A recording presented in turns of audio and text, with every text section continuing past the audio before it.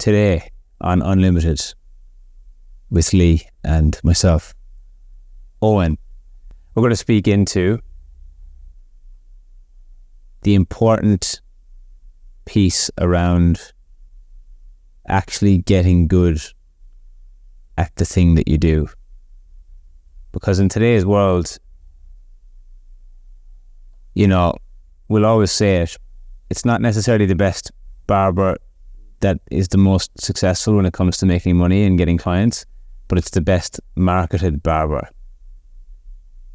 But if you really want longevity and a feeling of fulfillment on a daily basis when it comes to doing your work, it really pays to be good at the thing that you do. Because deep down, there'll always be an underlying level of imposter syndrome. And imposter syndrome is a thing that a lot of people struggle with. You know, I've seen it over the years, inside the industry, outside the hair industry, all over the world. People struggle with imposter syndrome. But the question that I have to ask around imposter syndrome is, well, are you actually an imposter? Because you can trick all of the people on the outside world as much as you want about how good, like telling people how good you are cutting hair, even though deep down you don't know what you're doing, or deep down there's not that level of confidence or conviction in what it is that you're doing. That's going to eat away slowly in the background on an unconscious, subconscious level. So the question is, if you're feeling imposter syndrome in some area of your life, might be worth looking at the fact that you might be an imposter. And there's ways in which you can get around this, and we'll speak to that on today's podcast. But what are your thoughts on that, Leigh? Yeah, I love it. I think I'm a bit old school on this this topic. I was early in my career, I was more focused on getting good at the thing more than like marketing myself. But then you could even break that up into two segments and go, what I was only focusing on getting good at one thing. I could have focused on getting good at marketing as well. So therein lays the answer to the whole equation. It doesn't matter what you do, it just pays to get good at the thing. Like, I was only focusing on getting good at hair. I wasn't focusing on getting good at marketing. Therefore, the marketing didn't work, or it just was non-existent. So then my progress was slower. But if I got good at the thing and tried to get good at marketing as well, they might have gone together. Now, to your point of it's not always the best person that becomes the most successful, it's the best marketed. That is true. That's 100% true. But if you are really good and you've got great marketing, I think that's an unstoppable force. Like, there are just some undeniably unstoppable forces. Like, I think to like sports, right? Like Michael Jordan, one of the most best marketed sports people of our existence, probably, right? But was he good? Hell yeah. They also say he was one of the best players ever to grace the court of basketball. So therein lays that scenario, is like he was fantastic already and then was marketed out of this world. Unstoppable force, undeniable unstoppable force. You take that same level of marketing and you put it on some other person, might not work. It might work for like one season where it's all hype and, oh, who's this new guy? And then everyone's going to go, it's actually not that good. And then it's just going to die away. So that's what I loved about what you said there. And what I'll add to it is it will eventually bite you in the ass, I think.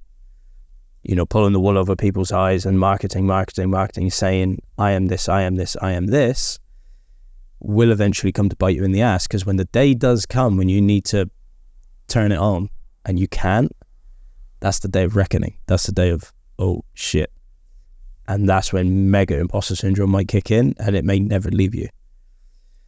So yeah, it really does pay to get good at the thing. And I think there's a misconception here, and we hear this in our coaching group. Well, I definitely do, really trying to listen to what people are saying, get behind their words. They misconstrue marketing and lying to people. Marketing and coercing people. They misconstrue the two. Marketing, you don't have to lie to people to market. You don't have to pretend that you're something else to market. Marketing means telling people about exactly who you are and what you have. Marketing doesn't mean telling people about someone you wish you were, or someone you'd like people to think you are, or just lie to people. That's coercion. That's still a form of marketing, but it's advertising on a false premise. So that's where it gets really sticky right now, what we're seeing. And this is not a dig at anyone, but there is a lot of, I think, false premise on the marketing side of things. Is like, I am this, I am this, I am this.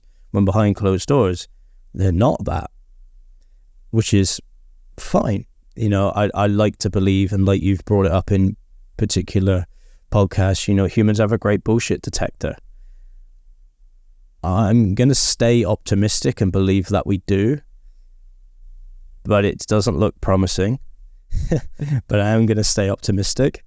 But eventually I feel like that will catch up and bite people in the ass, because once everybody gets good at marketing, then it's going to be a sifting through, or who's even good at the thing. Okay, you're all good at marketing, but who's good at the thing that you say you're good at? Then the great leveler will come back in, and it will almost start again. I think in our industry in particular, and this might be in all industries, purely because of social media and how easy it is to market yourself right now. We've never had this opportunity as easily accessible as we had. This level of marketing is quite new to a lot of industries, so we are seeing different people pop off and getting good at marketing, which is great. But eventually, when everybody gets good at marketing, then I think it's still going to come back to who's good at the thing. So, yeah, that's my kind of starting opinion on that. It's intertwined. That there's so many like knock-on effects of it, and it's like business, right? Like just getting good foundations has really good knock-on effects. If you don't have good foundations, it bites you in the ass at some point. Yeah, well, it's building upon a skill, right? And maintenance is a thing. Every day we wake up, we maintain our lives. We don't just get to a certain point and just stop maintaining how we live our lives. Like, there's a couple of different examples that I can kind of weave in terms of different industries. But like any business or any, sports person or anyone who's great at like a skill or a craft, they consistently hone their craft and they get to a point of mastery and they know everything about it, just in case the day comes along where they need to pull that one thing out of the deck of cards that they have in terms of skills. Skill stacking, we've spoken about this before in many, many podcasts. But there's nothing wrong with niching at all. But it puts people in a box as well. Like, for me, one of the things that I do like is having options and an open mind for things to change. Sometimes the niche, if we go to, like, it's good to go narrow and it's good to try and find what your target audience is, but it's also good to have an open mind and some curiosity and allow that to change if something else comes along. Because as humans, one of our 6 human needs is uncertainty, which is very strange concepts for people to get their head around, because why would we want something to be uncertain? Well, another word for uncertainty is change. And we need things to change in order for us to continue to be stimulated. Now, there's nothing worse than putting yourself in a box of only being the skin fade guy, or only being the scissor cut guy, or only being the creative haircut guy. You know, like we all want the creative haircuts to come in until they're coming in 5 days a week, 6 days a week, all day, every day, and then they just become the normal. So for me personally, I really like variety and I enjoy and embrace change. But that comes with expanding my own skills when it comes to the thing that I do, which in our example here today is cutting hair. So for example, I would have never been able to get myself to the position that I'm in now without actually being good at what I was doing. The marketing goes hand in hand with it. If I wasn't telling people about it, then they wouldn't know. I know some amazing barbers on a personal level who are some of the best that I know, and nobody knows that they exist, and nobody knows how good they are except for themselves and the couple of people who have seen them cut hair. But if you want, like, look, end of the day, I'm going to be completely fucking honest. Cutting hair in a barbershop setting, whether you're an employee or you own a barbershop, or whatever your situation is, self-employed, it all relies on you. At some point in time, that's going to get boring. And the worst thing that can happen when it starts to get boring, the worst thing that can happen for you is for you to feel stuck and not have any options. Now, getting good at the thing gives you options, because in every single industry in the world, people who teach the thing make more than the people who do the thing. So you can make more from teaching the thing than doing the thing in most industries. And education is a great route for people to, add an extra level of income or free up some more of their time and share some of the skills that they know. The best thing about doing education is that you get really good at the thing yourself, because you start getting questions from people about things that you might not have thought about before. If we're in our own box and we're in our own bubble doing our burst fade taper mullets all day, every day, and nobody's asking us any questions about what it is that we're doing or why we're doing it, we never really cultivate that depth within ourselves. Like, I would have never cultivated the depth within myself and my skill set and my overall knowledge of what it is that I have as a skill, which is, cutting hair and understanding hair really well. It's to the point where it's like, I can go months without doing a haircut now, and I'm still confident that I can do the haircut really well and in any circumstance and on any head shape and any hair type, because the skill and the conviction that comes with that is so strong.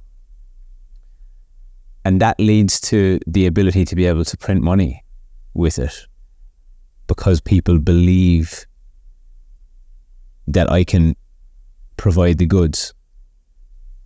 Now, where has this shown up in my life? And why is it pay, and why is it important for us to do these things?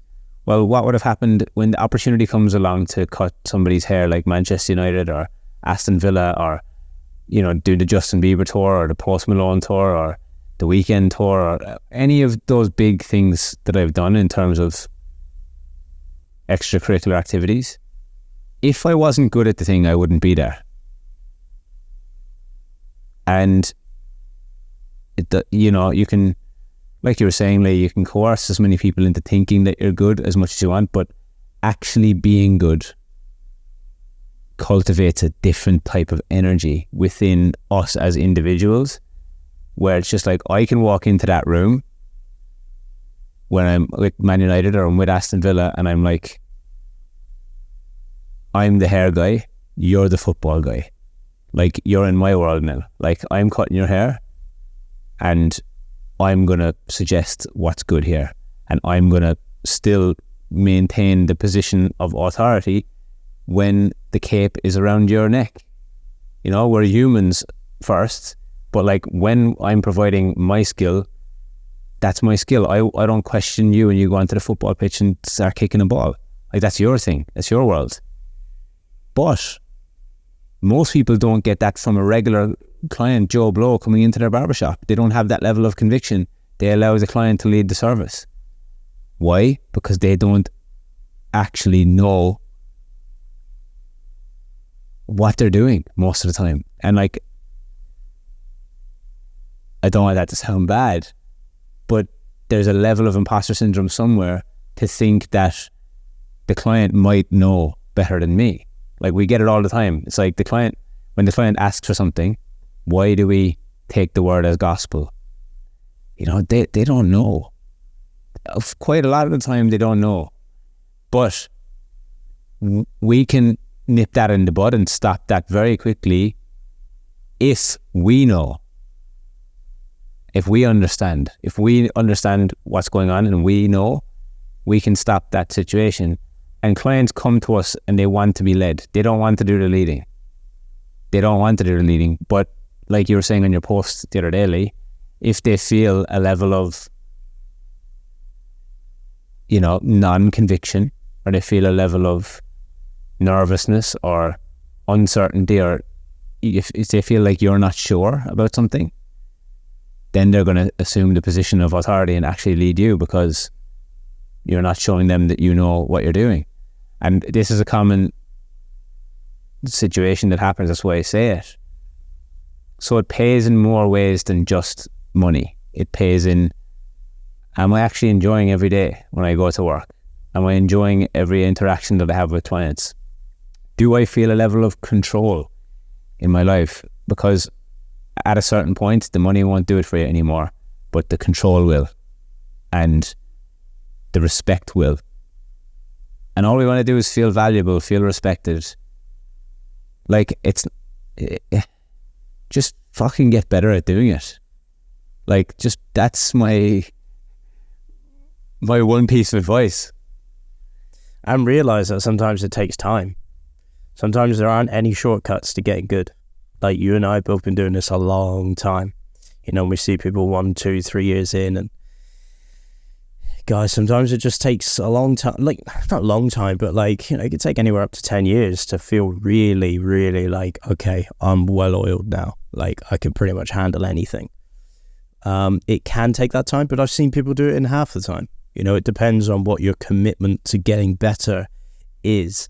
And that is the other point there to getting good at the thing, is like, you now know what it requires to get good at something and attain a level of mastery. And a lot of what we recognize through coaching and especially doing hair education for the amount of years that we've been doing it, people with sporting backgrounds usually have a leg up on most people because they understand that there's a progression path, there's a training path, and it takes time to get good at something. You got to train hard, you got to put the reps in.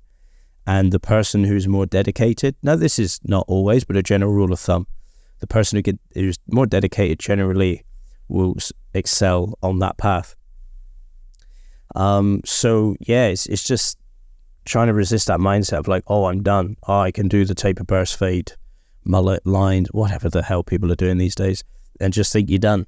Say, oh, I can do that now. I'm done. That must be it. That must be what a barber is. It's like, oh, guys, there's ways to go.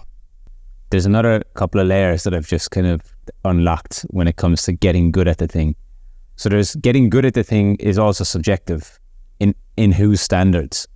Now, you know, some people might think that they're good at the thing, but I thought I was good at the thing when I was in year 1, and then I, you know, upgraded, went to Australia, went to a new team. Then I realized, oh, I'm actually not that good at the thing. And then I got good at the thing there, and I got up to that standard and up to that level. And the next level was not just getting good at the thing, but feeling good at the thing. And then the next level after that is knowing I'm good at the thing. And that took understanding, because I was good at the thing, but I didn't understand what was going on. Like, I didn't know why certain things were happening. I didn't know all of the levels of the game that I was playing. I was on the football field, but I didn't know all the rules, but I could kick a ball well.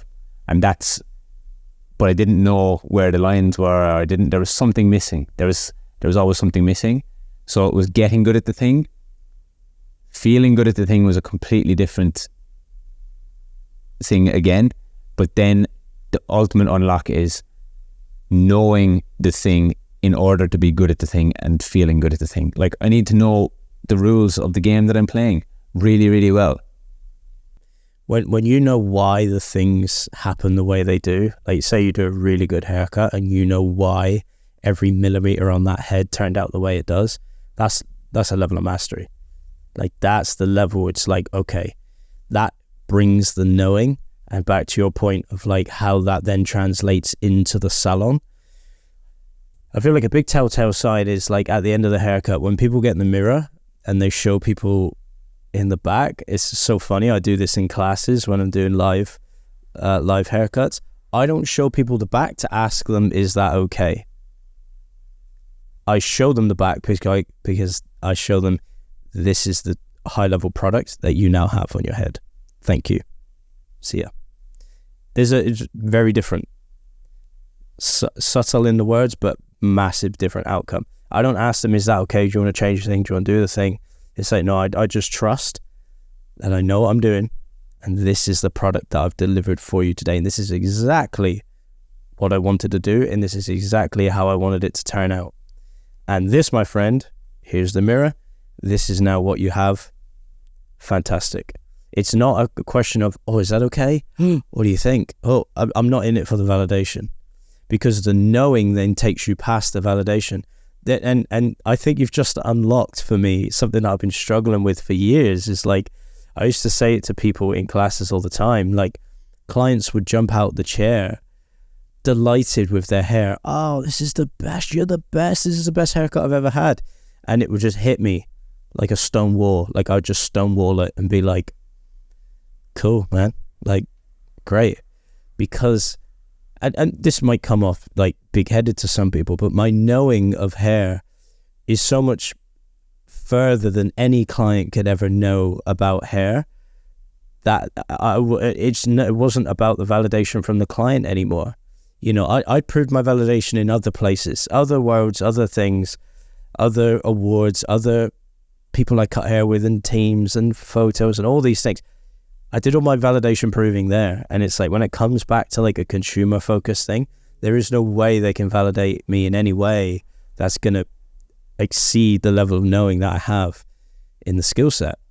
So yeah, I think that's a huge one. When you can get to the point in the barbershop when you're showing people the back of their head just to show them how damn good the product is, this is what you have with tons of conviction, that's when you know you're getting there. But if you're showing people to, oh, is this okay? Anything you want to change? There's work to do. There's more feeling and more knowing. And that just takes more practice, more training, more reps. It's the power also of environment in those situations, because I feel like in the teams that we've been in over the years, we were doing it to impress each other, not the clients. Like, we were doing it to impress the other people who knew what a good haircut looks like. Like, and that's what it turned into. It wasn't anything to do with the clients. The clients were getting the product regardless. Like, they don't know how it happened. They just magically have this, 10 out of 10 haircut on their heads, which was the level all day, every day. You can almost use that analogy of like, if you're the smartest guy in the room, you're in the wrong room. If you're the best barber in the shop, you're in the wrong shop. Yeah. Like, move. Go seek out that level, because sometimes we say this in our 3-day course all the time. It's like, sometimes you can't do better until you see better. We show people haircuts that they're like, I didn't even know it could look like that. It's like, yeah, we've never seen it look like that, so I couldn't expect you to know that. Sometimes you can't do better unless you see better or different. I'm not trying to put one in the right or wrong category, but if it's like, you can't do different unless you see different. And Instagram and the internet is different to seeing things in person. It's like when you go some place, like I'm here in Bali right now, and I'm looking out the window at the view, it's like I could take a picture or I can turn the camera around and show you the view, but until you're here, the proximity is different. Like, you don't see the detail that I see, you know? You don't see the, like, all of the intricacies of the view, or things aren't as they appear in real life. So yeah, this is the danger as well for like a lot of the young kids who are working by themselves now. You know, if they're not exposing themselves to new environments or new types of reps, right? It's like going to the gym and just doing bicep curls all the time and forgetting about the overall picture of like, my skill set has to be much more than this if I want to have a functional career that can adapt and that can change. There's nothing worse than getting good at one thing and then realizing 10 years in that I hate the thing. Like, it's like that thing that you say all the time, is like, there's nothing worse than waking up one day and realizing that I've been just doing something that I don't like all this time, or whatever way that's said. Spent too much time on the wrong thing. But to your analogy as well, it's like back in the bodybuilding days when I was doing a lot of that stuff, you know, there were days where I'd wake up, do my weight check, and I'd look in the mirror, be like, oh yeah, I'm looking good, I'm looking pretty big. And then I'd go to the bodybuilding gym and see these monsters and it's like, I got a way to go. Because again, imagine if I was just living in my own reality. I think I'm the biggest guy on the block. But then if you don't see bigger, you got nothing to really go towards.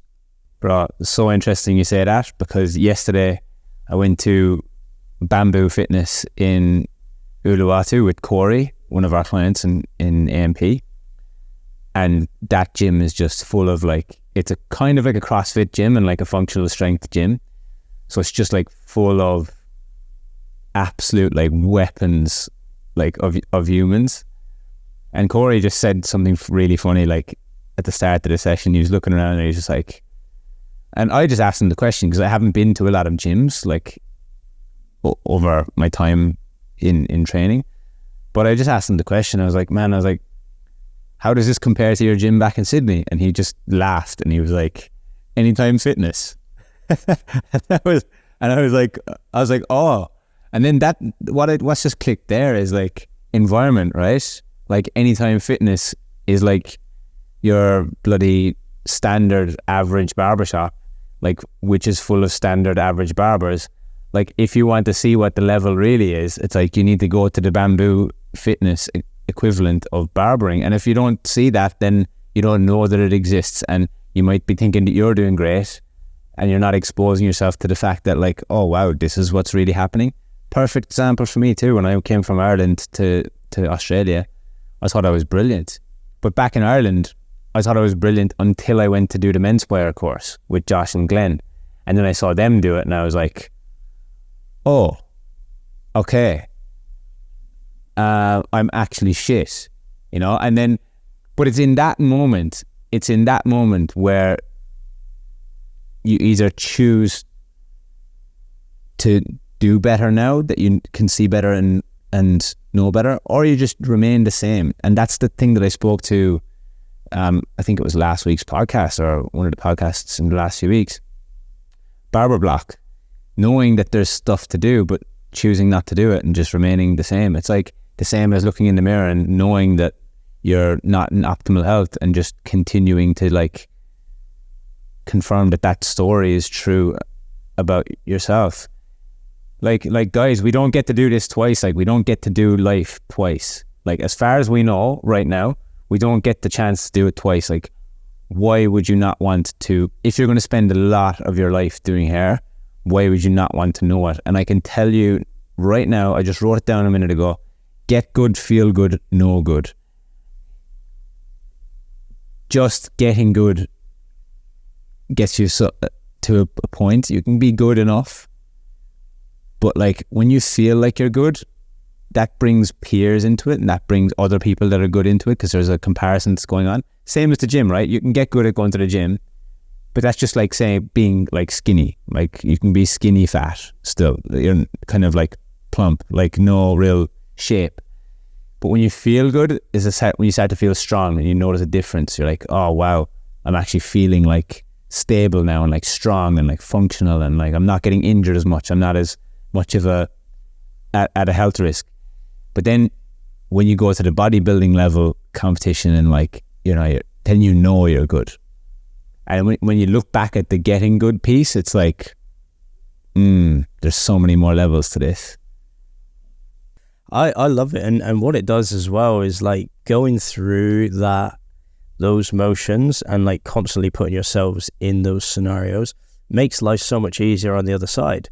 Like, I think that's why we can just walk into classes and do hair on stage and not bat an eyelid, because we've been in those environments. We've been around absolute killers in the hair game. Same with me in the bodybuilding world. Like, the reason I knew there was just the work was never done, is because I used to train at a bodybuilding gym here, Deramit's, and the very gym that I trained at, Callum Von Moga used to train there, and a guy called Adam Rochester, and they're like two of the biggest guys in the whole of Victoria.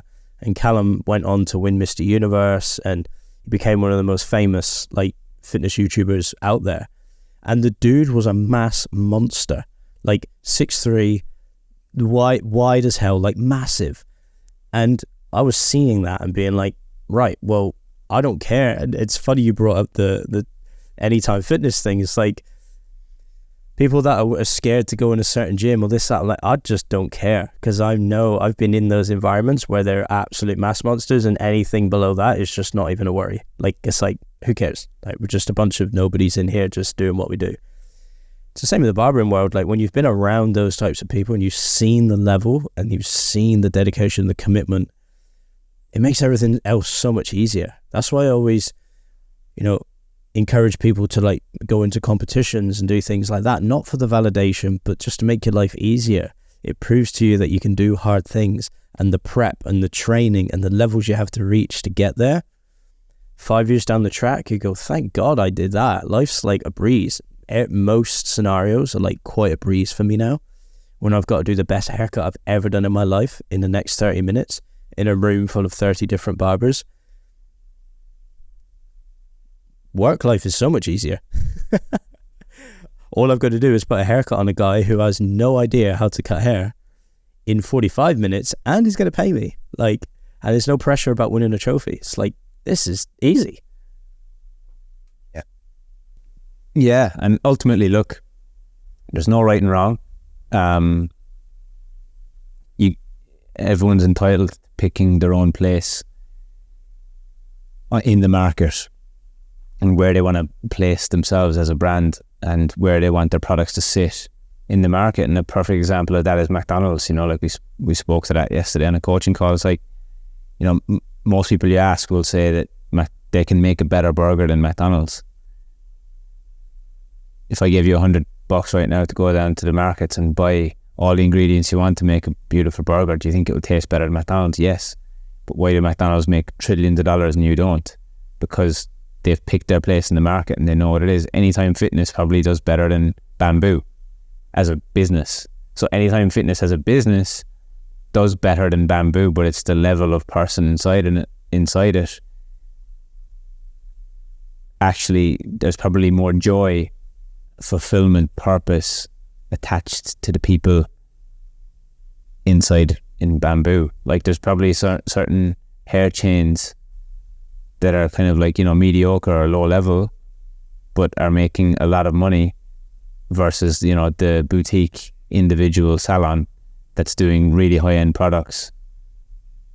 But they probably have more fulfillment and joy in their day-to-day worlds if they're doing it well and they're making their own decisions. So there's multiple factors to consider, but like, I know what it's like being on both sides of the spectrum, like not really knowing what I was doing, and now knowing what I'm doing.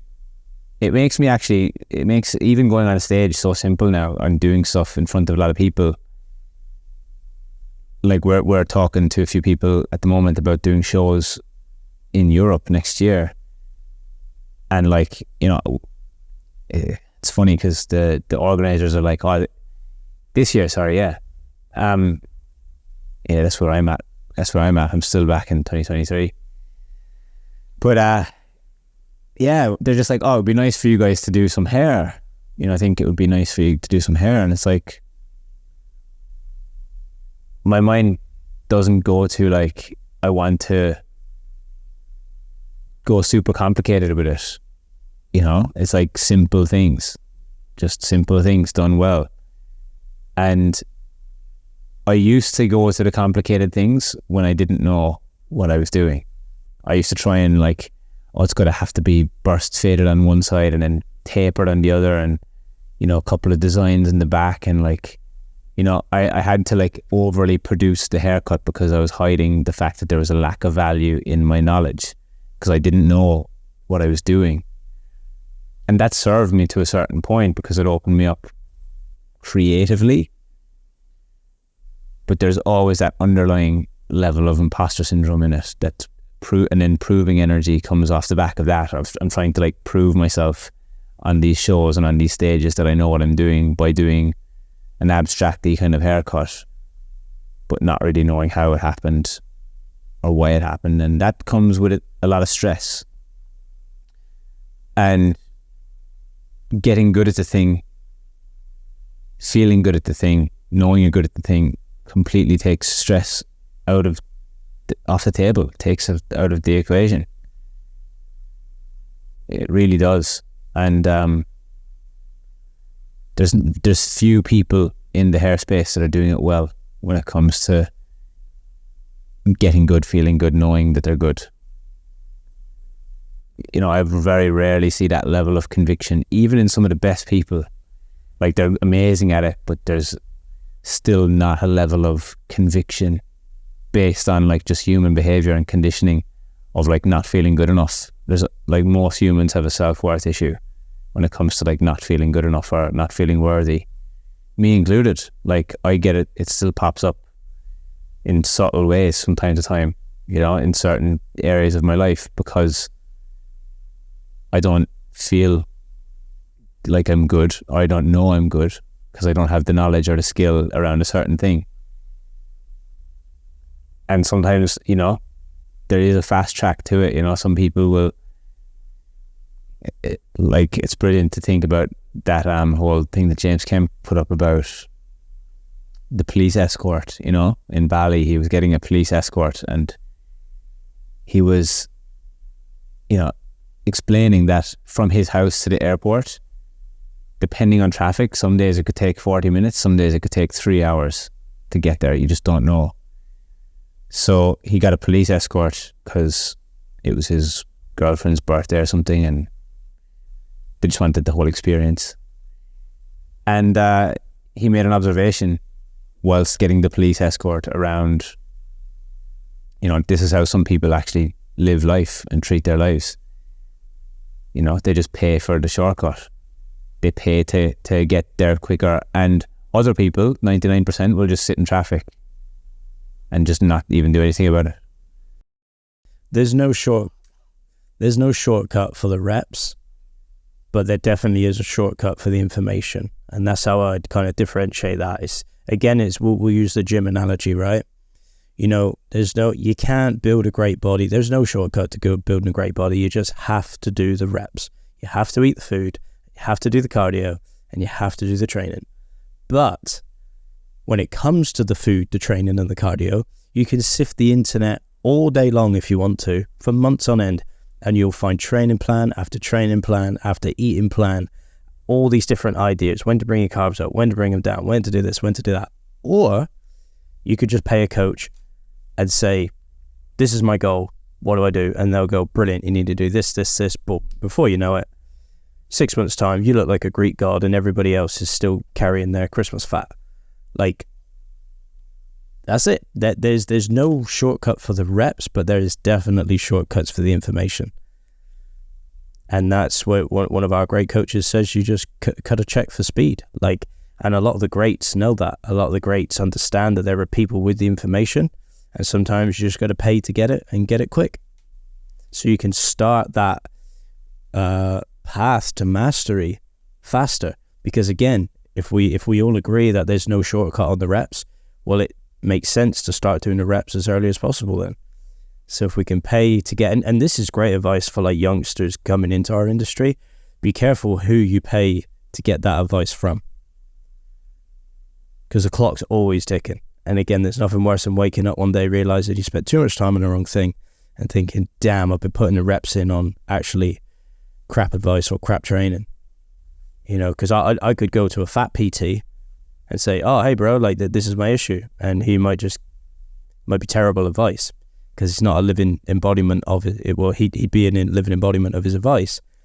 Whereas I could go to like you were saying, I could go to that gym that you were at and just pick the rip dude who's the PT and be like, all right, show me what's going on. And it's more trusted advice and it's going to get me there faster. So yeah, really important. And I think that's where it's a bit of a crowded ocean out there right now. It's not an ocean, it's a crowded swimming pool. I think it's like social media and how easily accessible it is to get the information on barbering is like a really crowded swimming pool. Trying to find your kid in a crowded swimming pool, it's just like, where do I turn? Oh, there's so many things. And a lot of them are misleading. Everybody in that pool, you can say, oh, have you seen my kid? And they'll go, oh, they're that way. And then you'll go that way and they're not there. And then the next person, you say, oh, have you seen my kid? Oh, they're that way. And then you go that way. Oh, it's not quite there. And it's just like this constant battle, because on social media, this is where most young barbers go now to get their information. There's just so much information. A lot of it's conflicting and some of it's even misleading. But don't get me wrong, there are some absolute gems in there. There are the unicorns in there, but they're just so hard to spot. They're really hard to spot. So that's just a word of advice for people setting out on their journey. And it used to be a lot easier. You know, it used to be way easier back in the day to find the quality education and the quality mentors to find you. But now it's so easy to market yourself that everybody seems to be an educator and a coach now. So it's finding a way to differentiate yourself. And one of the only proven ways to do that is to get damn good at the thing.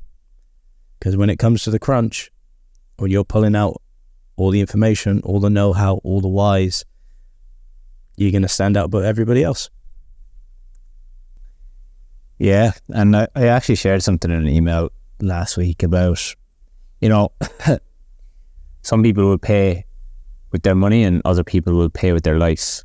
And what I meant by that is like they'll pay with their time under the assumption that time is just inevitable and it's going to keep giving to them, when it's not true. Like, one of those things you can make back, the other you can't.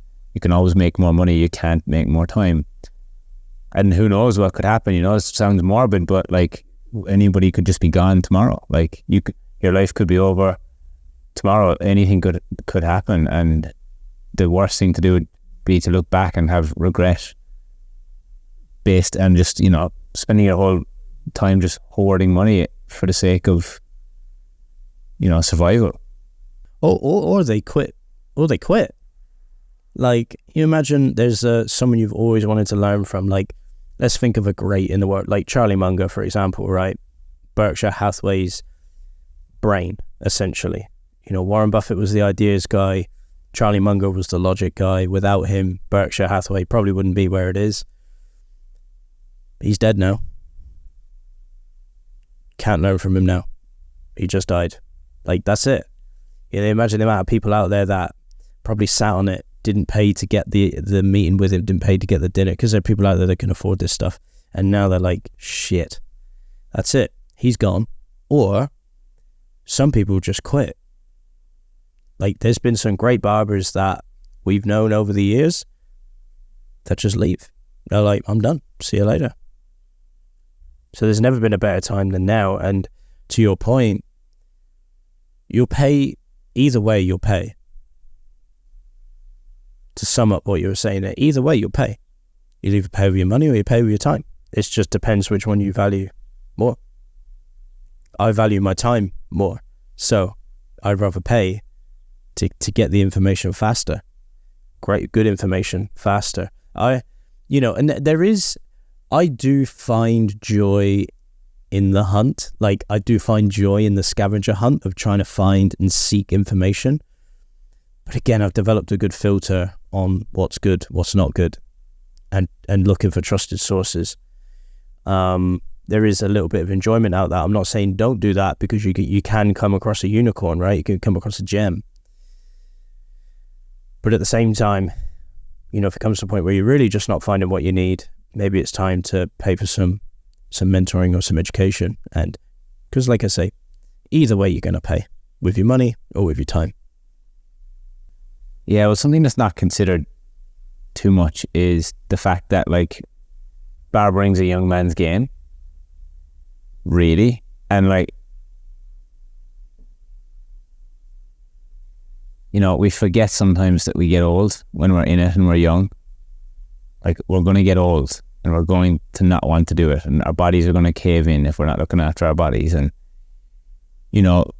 there's always this saying, you can cook. I'll be cooking my whole life. I'll be making food. I'll be doing some sort of making of food my entire life, because that's what we do as humans to survive. Now, look, a lot of the time these days, other people make food for me, which is great. But there'll be times in my life where I'll be making my food. I'm never going to be Jamie Oliver or Gordon Ramsay. And it's the same thing for barbers, right? Most barbers will spend their career just being mediocre their whole entire lives and never setting themselves up for after barbering. What about after barbering? What happens then? You might own a barber shop, but if it's built on mediocrity, it's never really going to make you much money. So it's a young man's sport. It's a young man's game. But the quicker that you get good at it, the quicker you open up different doors and different avenues to actually, like, maximize your life and your wealth and your fulfillment. So it pays to pay, it pays to pay to get there quicker and get the information from people. We've done it. That's why we do what we do now, to help other people do the same thing.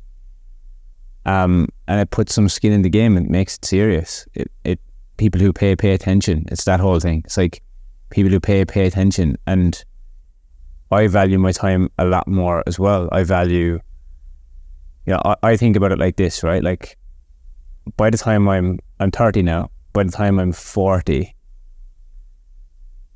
I will want to pretty much not have to work too much, but I'll choose to work. And most people will spend their entire life having to work rather than having that choice. And sometimes it's just about getting yourself ahead in the first 5 to 10 years of your working life by firstly getting good at what you do, and then feeling good about it, then knowing you're good, and then asking yourself what if, and trying different things. But that's all built on, we might say this all the time about the what ifs and the this and that. All this information that we're giving you guys is built on the premise that you're actually good at what you do. Like, you can't escape that part. Like, you have to be good at the thing in order for it to really gain legs. We can talk about McDonald's being a lower scale burger when it comes to the quality, but they're still good at it. They're still good at the business side of things. They're still good at that quality, and they have a massive market. But that's just something to consider. Yeah, massive thing to consider. Get good at it. And just being okay that sometimes it takes time. Some will get quicker than others. And yeah, like I think barbering is becoming ever more a young man's game. Like, when I first started here, at 15 years old, 16 years old, my boss, who I first worked for, was in his late 50s. And I think he was 56, and he'd already been cutting hair for 40 years. Now, I don't know many people that do that now. And there were a few of them in my town, because it was a different time, right? People did the thing for their whole lives. But what's the average age of a barber these days? 23, 24, 25? Like, where are the people our age and above buzzing about it? Buzzing. Like, they're not. They don't exist. And the ones that do exist, some of them still aren't even thinking about what's the exit strategy here. They're just stuck on it, you know? Some of them have a different purpose, which is beautiful. There's some people, let's take like Andrew does hair, for example. I see him as more of an artist than a hair cutter. I'm like, no, the dude's so infatuated by the artwork of it.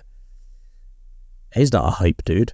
Like, he takes really cool pictures. Like, but he's based in getting good at the thing. That's the other thing. He's so based in getting good at the thing, has multiple streams of income. It's a different world. But I look at those guys and I just think, yeah, there's not many people like older that are just buzzing about it. Because it does get older. It depends what your purpose is in life. You know, it depends what your purpose is. And I just don't agree with this whole, like, you know, God put me here to cut hair. I just don't agree with that. I just don't think it's probably not your purpose to cut hair. You know, I probably thought that once upon a time, but that was people putting words in my mouth. I never started hair because I thought God put me here to do it. I just started hair because it just seemed like a viable option at the time.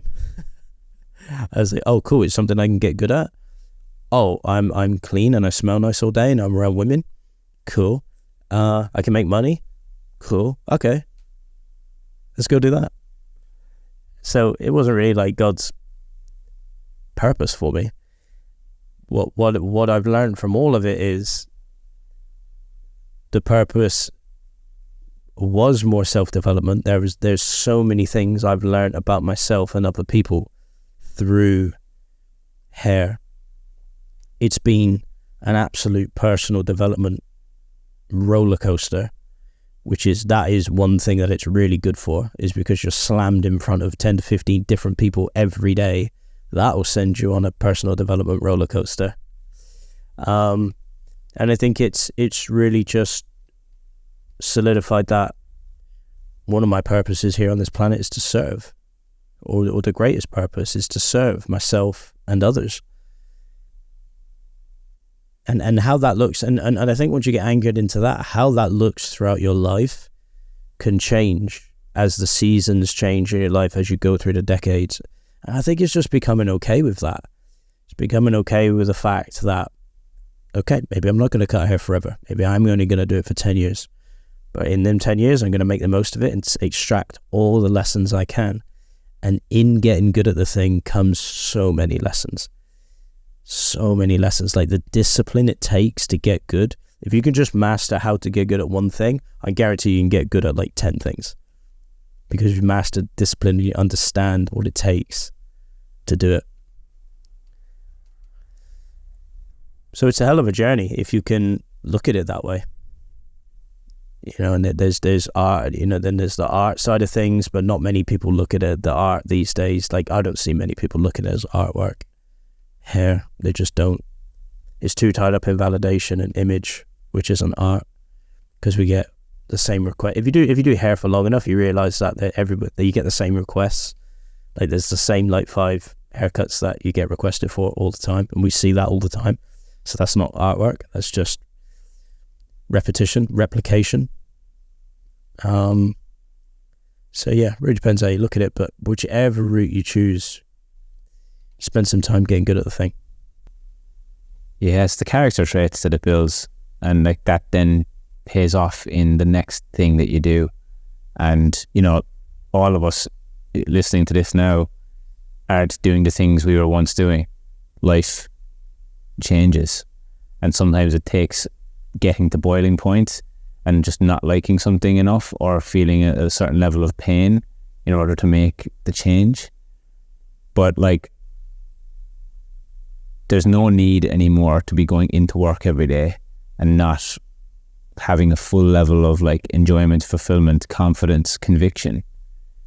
Like, the more, you know, evidence that you give yourself in terms of how good am I at doing the thing, the more confidence and conviction you're going to have when it comes to your clients, and you're going to avoid all of the fussy clients and the pain in the ass clients, because you take back the control of your own life. You start getting back into the driver's seat and getting out of the passenger seat of your own life. And a really great starting point is getting good. Just actually getting good. Like, I know we keep saying it. The reason we keep saying it is because repetition is the mother of skill. And on the other side of that equation is a life of sovereignty and empowerment. I see that it's empowerment energy from there on up, and it is so hard to explain. It's almost like you have to experience it to really get what we're talking about, but it's so hard to explain. It no longer is it disempowering energy, no longer is it proving energy, no longer is it validation energy. It's empowerment energy. It's very different, and that's what I would love, and I think that's where we need to go as an industry on the whole, and as just people as a whole. I think we need to switch into empowerment a bit more, because then it will just eradicate all this bullshit that we deal with. So much bullshit going on.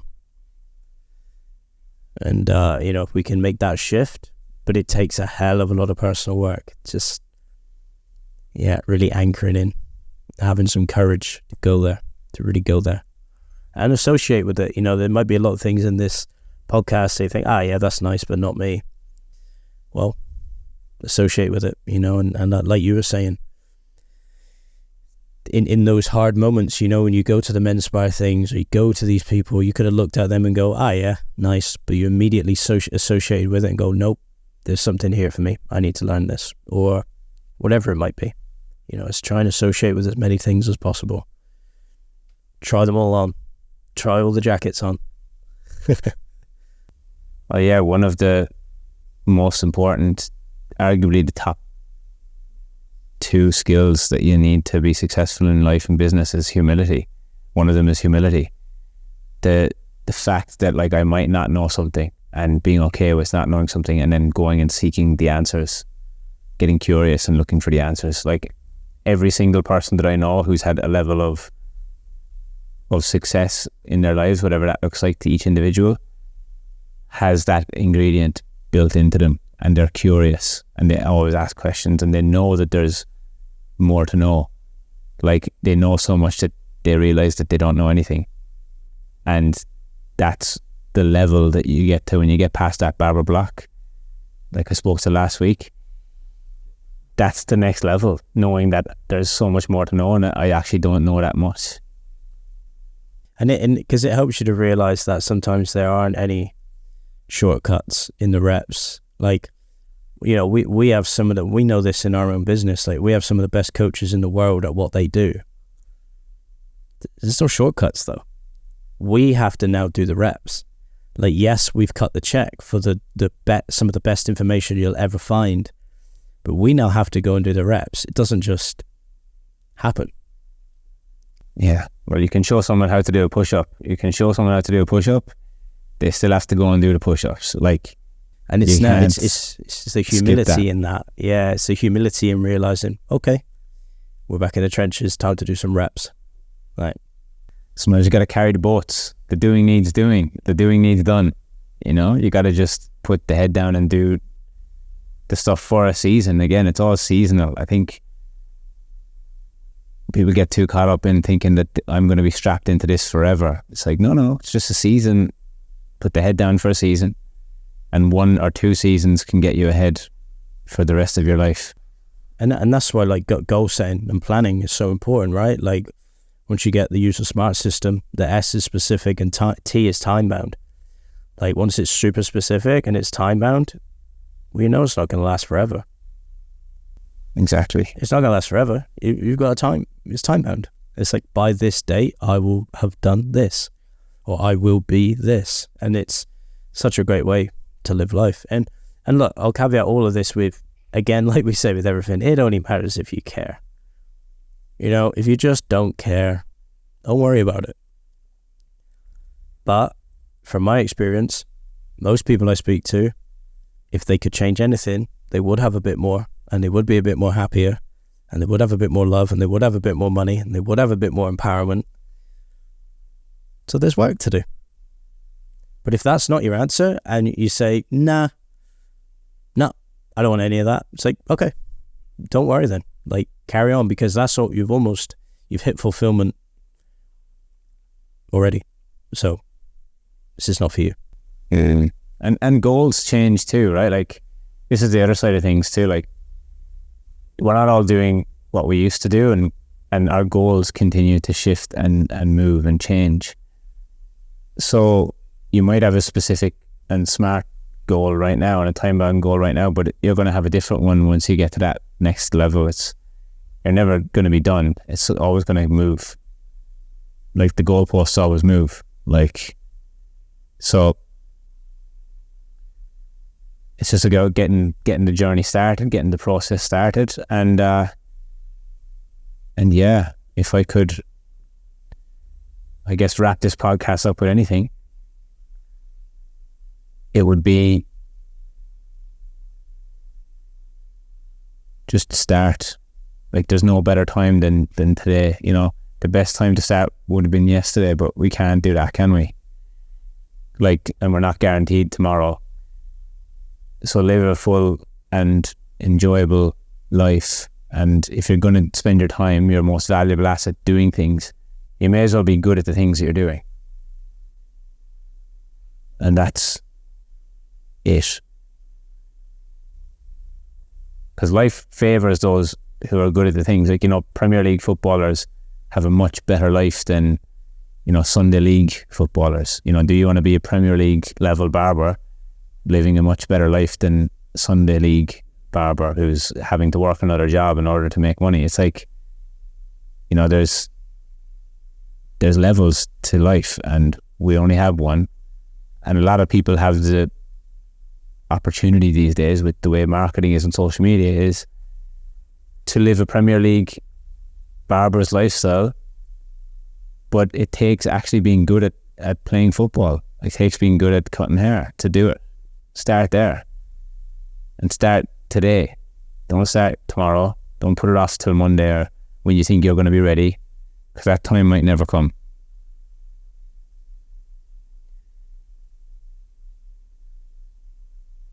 And that's it from me today.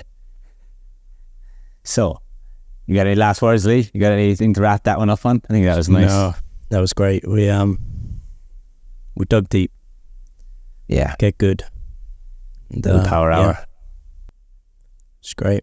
If you enjoyed the show, if you enjoyed the episode, leave us a little comment. What was your main takeaways? What are you going to change? What do you need to work on? Or what are you already good at? And let us know. Like, subscribe, follow, spread the good word. And that's it. What is it that they say in the Thor movies?